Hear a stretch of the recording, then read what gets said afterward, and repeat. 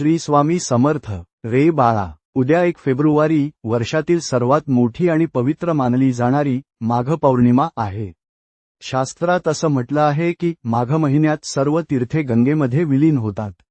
पण जर तुला गंगेवर जाता येत नसेल तर काळजी नको करू. घरच्या घरी तू तुझं भाग्य कसं उजळू शकतोस हे आज तुझा हा स्वामी तुला सांगणार आहे. उद्या सकाळी अंघोळीच्या पाण्यात तुला फक्त काळे तीळ ब्लॅक सेसमी सीड्स टाकायचे आहेत. तू म्हणशील, स्वामी, फक्त तीळ टाकल्याने काय होईल?